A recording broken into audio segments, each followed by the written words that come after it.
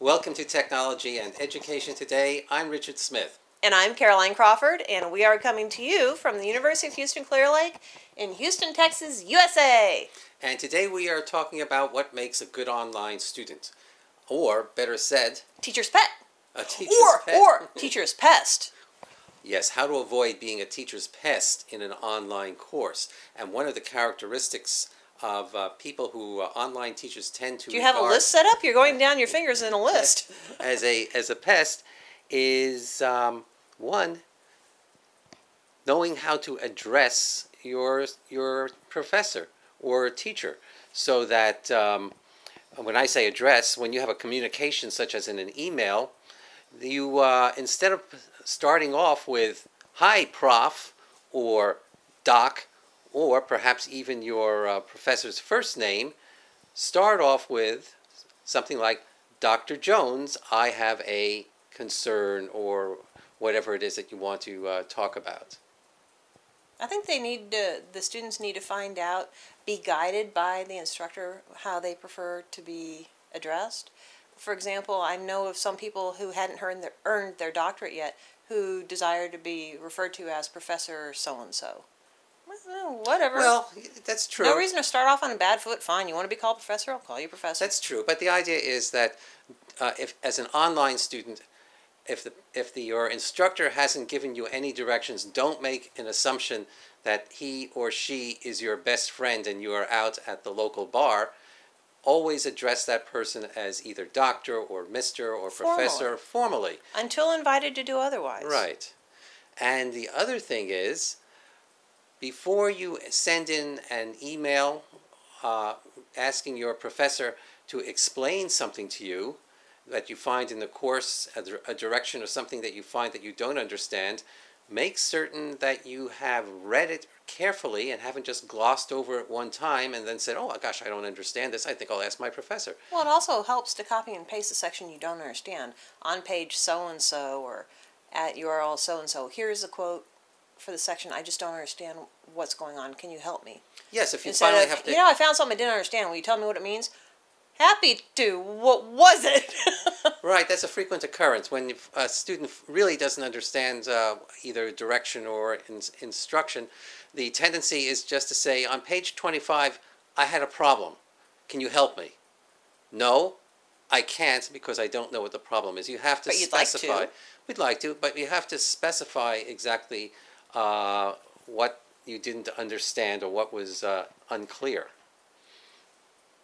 And another thing is that you want to try to avoid sending your instructor an email every day with another question. So and this really goes back to putting the effort into understanding what is in the course. Because frequently I'll get students who every day will send an email asking another question, which is really fairly clearly explained in the course. And I know it's fairly clearly explained in the course because there might be 10, 15 other people taking that same class and don't come up with that question. I was thinking more of when you're probably in the course every 24 to 48 hours, sometimes 72 hours, right? Yep. And someone may have an issue right after you logged out. Happens a lot. And the person sends you a communication. And then an hour later, you haven't responded. Here's another communication getting a little more frantic each time. So you have 5 or 6 emails from this person over just a few hours period, which starts out with, I'm a little concerned about this. I don't quite understand, and ends with, where are you? Why aren't you helping me? Like, really? Yeah, that's common. I get that you're stressed out, but calm down. I'm more than happy to help. Right. The instructor of the course is not on the course 24 hours a day. I check into my courses several times during a day. Other instructors might do it once a day, twice a day, but you can't really expect an immediate response, especially if your question requires a highly detailed response that the professor might have to look up and see exactly what you are talking about and try and figure out where in the lesson you got stuck. Well, I give people fair warning. The last 24 hours, 12 to 24 hours before an assignment is due in a class, I am not available. You usually, in my courses, you usually have 2 weeks to complete your readings and assignments and get ready to submit an assignment. If you're waiting until the last 12-hour time period before something is designated as being due, obviously you're probably not going to do well on that assignment. And I am not going to drop everything when everyone else in the course has been working steadily and I've been there and supportive and all that, to help you who waited until the very last minute, needs information right now, and is frantic to get it done. Where have you been? Why have you not been communicating with me the whole time? And that gets us back to the idea as self-regulation. As an online student, you need to start your classes, your assignments as early as possible. If you have 1 week to turn in an assignment, that does not mean that you begin your assignment 24 hours before it is due. You start graduate school.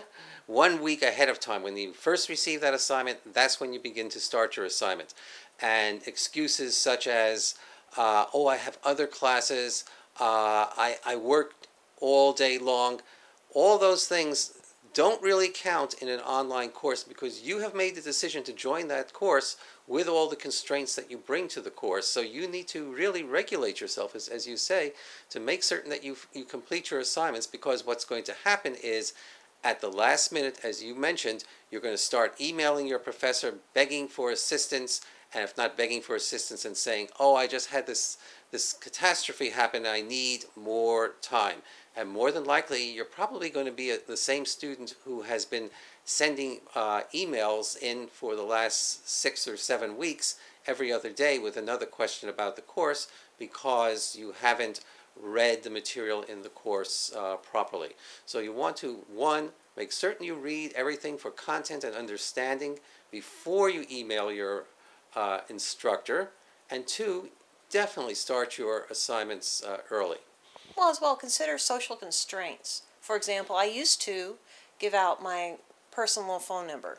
So if you needed to contact me, I was always available for you. And then I casually mentioned to someone, yeah, I usually stay up until 2, 3, 4 o'clock in the morning working.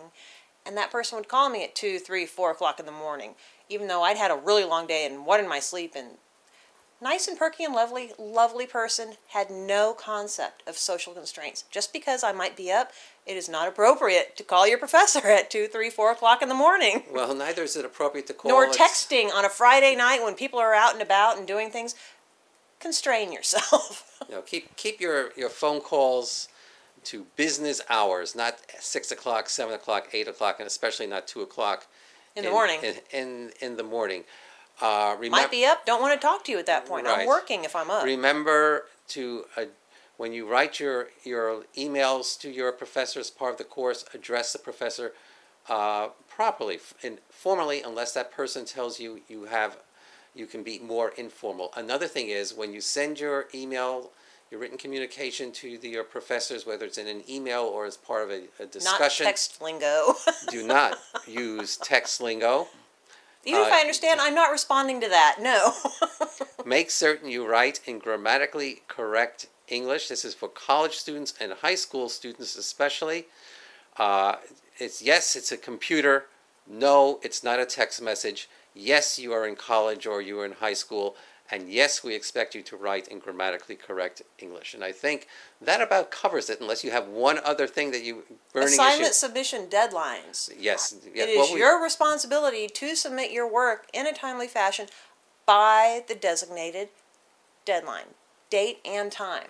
If it's not submitted within that designated time period, there are so many professors who are absolutely lovely and offer the opportunity to submit things late, and they'll take them, or maybe a little percentage of the full grade will be dismissed, and then you'll get a portion of the grade. I'm not like that. It's due. Okay, if it's not done, it's not done. Be very careful when you take her courses. Of course. Fair warning. Everyone has fair warning. There is a deadline for a reason. It's the same thing in my courses. No late submissions permitted unless there's a catastrophe. Oh, well, if you're in the hospital and you can show me proof of that, or you just had a baby, surprise, surprise, or something horrible happens. But if grandma dies the 5th time, and I've had you in classes before, this is the 5th time, that's just horrible. I'm so sorry. Are you kidding me? The baby issue is something that is easily settled if you notify your professor at the start of the course that you're expecting at a certain time. Of course. We're all human. If your professor is a sympathetic fellow, understanding fellow, or woman like Caroline or myself, thank you for that designation. we'll work something out with you. But don't at the last minute say, you know what, I just had a baby yesterday. I can't do the assignments for the rest of the semester. No, there's something wrong with that. At any rate, we've reached the end of another edition of Technology and Education Today. So now everyone will be an online teacher's pet. They will, and not pest, pet. And I'll be Richard Smith. And I'll be Caroline Crawford. And we are coming to you from the University of Houston, Clear Lake in Houston, Texas, USA! Yay! Bye!